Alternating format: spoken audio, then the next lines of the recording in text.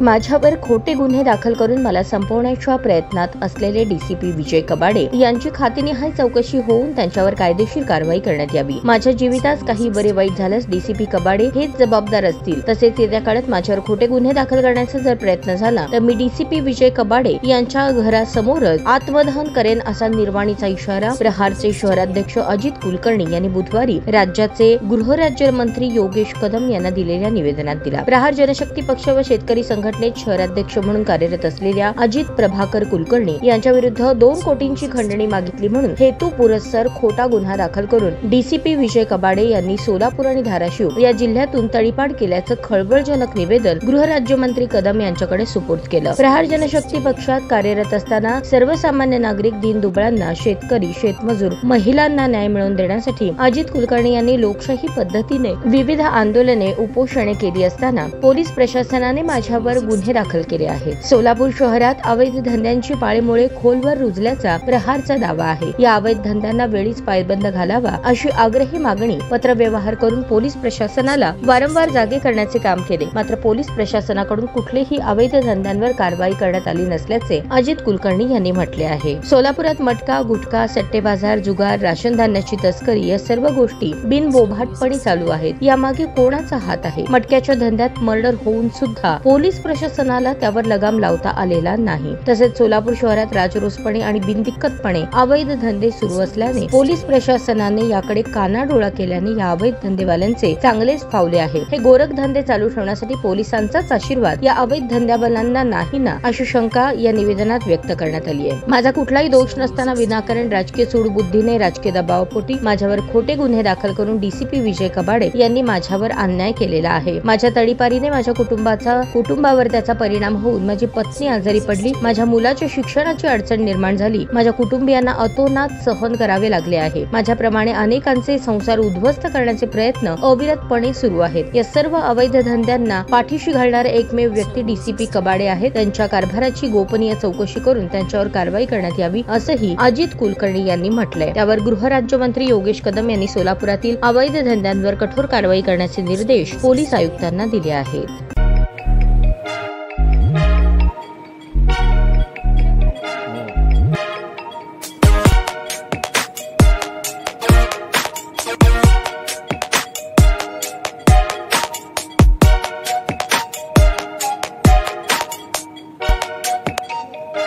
सोलापूर शहरातील सुप्रसिद्ध हॉस्पिटल म्हणजे सेंट्रल मल्टी स्पेशालिटी हॉस्पिटल मागील अनेक वर्षापासून सेवा बजावत आहे। 24 तास इमर्जन्सी सर्व्हिस, मॉडर्न टेक्नॉलॉजी, अनुभवी डॉक्टर्स तसेच अत्याधुनिक तंत्रज्ञान सुविधांनी सुसज्ज स्त्रीरोग, प्रसूती विभाग, ऑर्थोपेडिक विभाग, मेडिकल विभाग आणि इतर एकमेव नाव म्हणजे सेंट्रल मल्टी स्पेशालिटी हॉस्पिटल।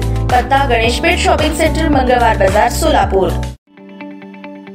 ताज्या बातम्या पाहण्यासाठी प्राईम महाराष्ट्र न्यूज चॅनलला सबस्क्राईब करा।